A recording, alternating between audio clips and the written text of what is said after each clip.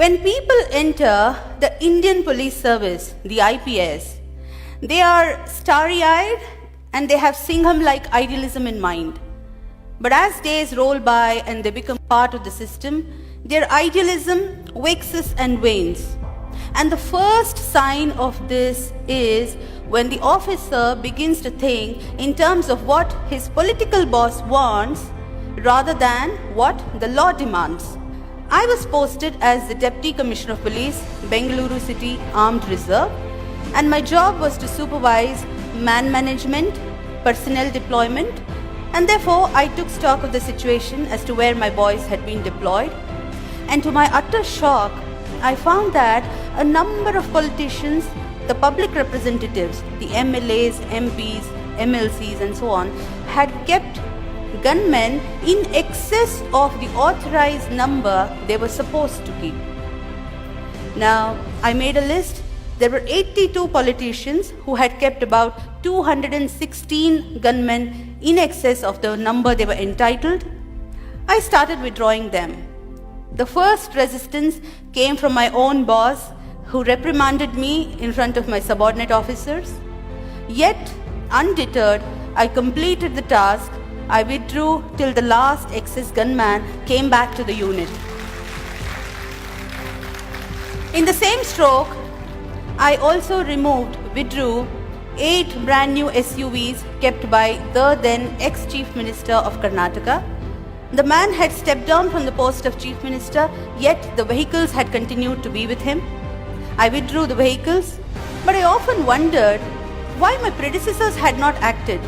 What prevented them from setting things right? I later learned that these are called the dirty jobs.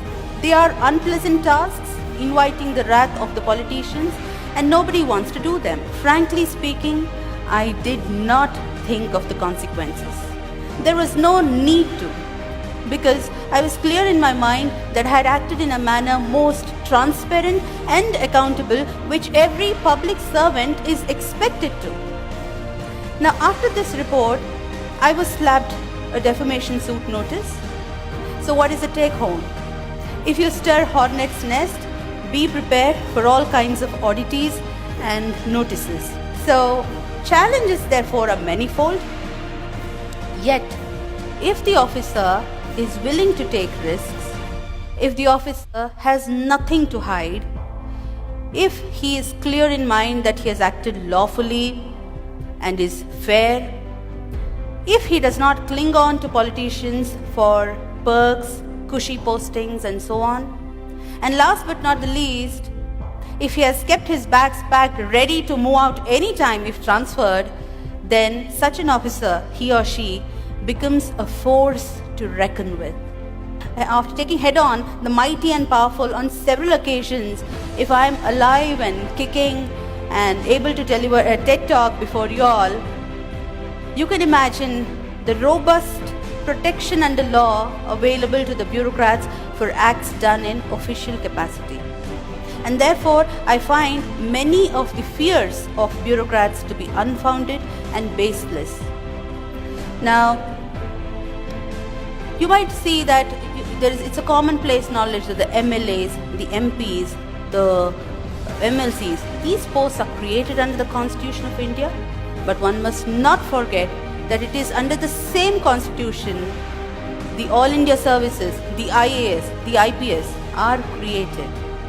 And Article 311 of the Constitution gives complete protection to the bureaucrats for acts done in official capacity, and it is available to every officer in the country, including the state services.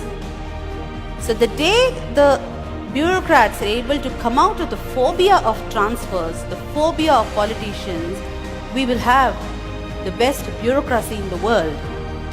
Karl Marx once said, bureaucracy is an iron cage.